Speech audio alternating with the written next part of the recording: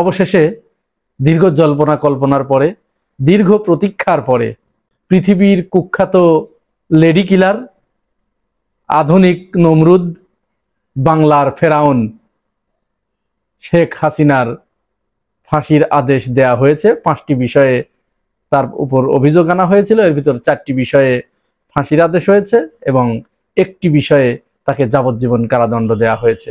এর সাথে সাবেক স্বরাষ্ট্রমন্ত্রী আসাদুজ্জামান খান কামাল, তারও ঠিক একই কায়দায় আদেশ দেয়া হয়েছে এবং রাজ সাক্ষী যিনি ছিলেন চৌধুরী আব্দুল্লাহ আল মামুন, তাকে 5 বছরের কারাদণ্ড দেয়া হয়েছে। এই রায়ের মাধ্যমে, এই আদেশের মাধ্যমে দীর্ঘদিন ধরে বাংলাদেশে যে কলঙ্ক চেপে বসেছিল, বাংলাদেশের মানুষের উপরে যে কলঙ্ক লেগেছিল, এই জমিনের উপরে যে কলঙ্ক লেগেছিল, সেই কলঙ্ক আপাতত ঘষা মাজার কাজ শুরু হলো। তার ফাঁসির রায় কার্যকরের মাধ্যমে বাংলাদেশ পুত পবিত্র হবে। এই যে ফাঁসির আদেশ হলো শেখ হাসিনার, প্রশ্ন আসতে পারে না যে এই ফাঁসির এই রায়, হাসিনার এই অধঃপতন, এই পরাজয়, এই ব্যর্থতা, এটি কি এমনি এমনি হয়েছে, নাকি কোনো দৈবক্রমে, কোনো উপরওয়ালার একজনের ইশারায়, কোনো এক মহান পরিকল্পনাকারীর মহান পরিকল্পনায় এটি সংঘটিত হয়েছে? আমরা এটা বলতে পারি যে শেখ হাসিনা মিথ্যা মামলা দিয়ে অন্যায়ভাবে জুলুম করে যে মানুষগুলোকে হত্যা করেছিল, বিচারিক আদালতের মাধ্যমে জুডিশিয়াল কিলিং ঘটিয়েছিল, এই মানুষগুলোর অভিশাপে স্বয়ং আল্লাহ রাব্বুল আলামিনের আরশে কম্পন শুরু হয়ে গিয়েছিল। আল্লাহ রাব্বুল আলামিন এটি সহ্য করতে পারেন নাই, যার কারণে তিনি হাসিনার উপরে তার পূর্ণ প্রতিশোধ তিনি নিয়ে নিলেন। এটি আমি শুধু বানিয়ে বলছি না, প্রমাণ দিচ্ছি আমি। পবিত্র কোরআনে সূরা নিসার 93 নম্বর আয়াতে আল্লাহ রাব্বুল আলামিন ঘোষণা করেছেন, ওয়ামাই ইয়াকতুল মুমিনাম মুতাআম্মিদান ফাজাযাউহু জাহান্নামা খালিদা ফিহা ওয়া গাদিবাল্লাহু আলাইহি ওয়া লা'নাহু ওয়া আ'আদ্দা লাহু আযাবান আযীমা। অর্থাৎ, আর যে ইচ্ছাকৃত কোনো মুমিনকে হত্যা করবে তার প্রতিদান হচ্ছে জাহান্নাম, সেখানে সে চিরস্থায়ীভাবে অবস্থান করবে, আর আল্লাহ তার উপর ক্রুদ্ধ হবেন, তাকে লানত করবেন এবং তার জন্য বিশাল আযাব প্রস্তুত করে রাখবেন। এই যে কোরআনের আয়াতটি আমি আপনাদের সামনে তেলাওয়াত করলাম, কি শেখ হাসিনার সাথে মিলে যায় না? এই আয়াত প্রমাণ করে যাদেরকে হত্যা করা হয়েছিল, সালাউদ্দিন কাদের চৌধুরী, আল্লামা দেলোয়ার হোসাইন সাইদি, মাওলানা মতিউর রহমান নিজামী, আব্দুল কাদের মোল্লা, কামরুজ্জামান, এই লোকগুলো নিরপরাধ ছিল, তাদের উপরে জুলুম করা হয়েছে। তারা নিরপরাধ ছিল এবং তাদের উপরে জুলুম করা হয়েছে, তার প্রমাণ কি? তারও একটা প্রমাণ আছে।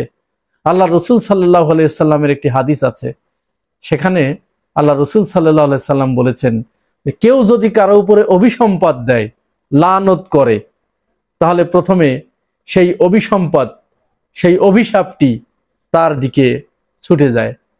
যদি সে সেই অভিসম্পাতের উপযোগী না হয়, প্রাপ্য না হয়, অর্থাৎ সে যদি জালেম না হয়, তাহলে ওই অভিসম্পদটি আকাশের দিকে উঠে যায়। অতঃপর আকাশ সেটিকে গ্রহণ করে না। যখন আকাশ সেটিকে গ্রহণ করে না, তখন ওই অভিসম্পদ, সে যে ওই অভিসম্পদটি করেছিল, যে ওই অভিশাপটি করেছিল, তার দিকে ফিরে আসে এবং তার উপরেই পতিত হয়।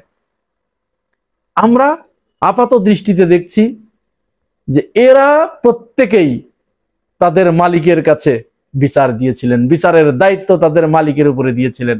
মনে পড়ে আপনাদের সেই দিনের কথা, যখন মাওলানা রফিক বিন সাইদি তার পিতার অবশ্যম্ভাবী মৃত্যুর কথা চিন্তা করে তিনি কিংকর্তব্য বিমূঢ় হয়ে গেলেন এবং তিনি ইন্তেকাল করলেন।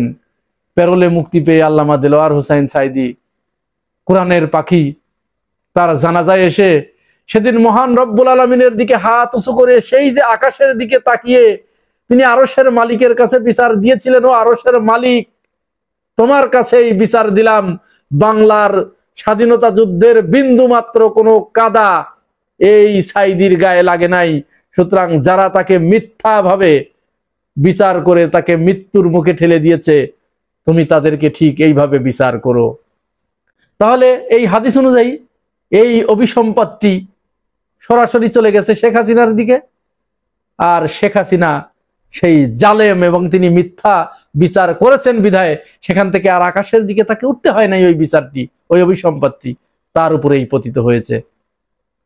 শুধু আল্লামা দেলোয়ার হোসেন সাইদির কথাই বলি কেন, সালাউদ্দিন কাদের চৌধুরী তিনি যে এজলাসে দাঁড়িয়ে বলেছিলেন, যে বিচারক তাকে ফাঁসির রায় শুনিয়েছিলেন, সেই বিচারকের সামনে তিনি বলেছিলেন, মাননীয় জজ, এই বিচারের আদালত, এই আদালত যেন চলতে থাকে, এই বিচারিক প্রক্রিয়া যেন বন্ধ না হয়, এটি যেন স্তিমিত হয়ে না যায়, কারণ একদিন শেখ হাসিনাকেও ঠিক এইভাবে এই বিচারে এখানে তাকে বিচারের মুখোমুখি হতে হবে এবং তার পরিণতিও ঠিক এই রকমই হবে। এটাও তো একটা অভিসম্পাদ।